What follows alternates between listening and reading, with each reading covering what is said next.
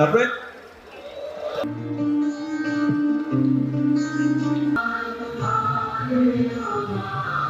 বিতরণ কর্মসূচি অনুষ্ঠিত হবে।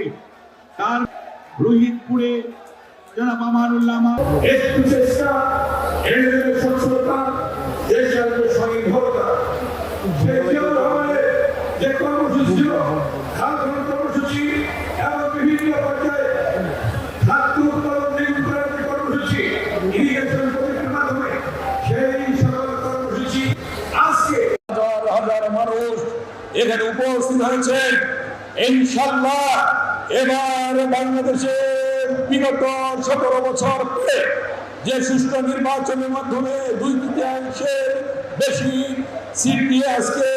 যে বিএনপি সরকার গঠন করেছে, এই সরকার দীর্ঘ 18 বছর বিদেশে নির্বাসনে থাকার পরে জনাব তারেক রহমানকে বাংলাদেশের জনগণ প্রধানমন্ত্রী বানিয়েছে। আজকে বাংলাদেশের প্রধানমন্ত্রী জনাব তারেক রহমান যেভাবে এগোচ্ছেন, যেভাবে জনগণের সাথে সম্পৃক্ত হয়েছেন, যেভাবে জনগণের জন্য কাজ করছেন, যেভাবে রাস্তাঘাটে চলাফেরা করছেন একজন সাধারণ মানুষের মতো, আজকে জনগণ তাকে গ্রহণ করে নিয়েছে, জনগণ তাকে মণিপুরে স্থান দিয়েছে। ইনশাআল্লাহ বিএনপির চেয়ারম্যান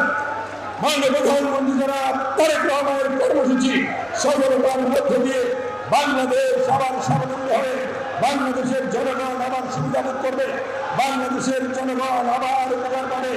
আবার সেই জিয়ার স্বপ্ন, খালেদা জিয়ার স্বপ্ন বাস্তবায়িত হবে। এটাই আজকে আমাদের প্রত্যয় তারেক রহমানের নেতৃত্বে সেই কর্মসূচি আমরা সফল করার মধ্য দিয়ে আমরা সেই কর্মসূচি বাস্তবায়ন করার মধ্য দিয়ে এবং আমাদের এখানে ডিভিশনাল কমিশনার ছিলেন, আমাদের ডিসি সাহেব আছেন, এখানে আমাদের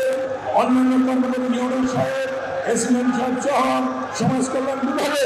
যে মন্ত্রণালয়ের কর্মসূচি, সেই মন্ত্রণালয়ের মাননীয় মন্ত্রী ডাক্তার জাহিদ হোসেন, উনি এখন আছেন মাননীয় প্রধানমন্ত্রীর সাথে,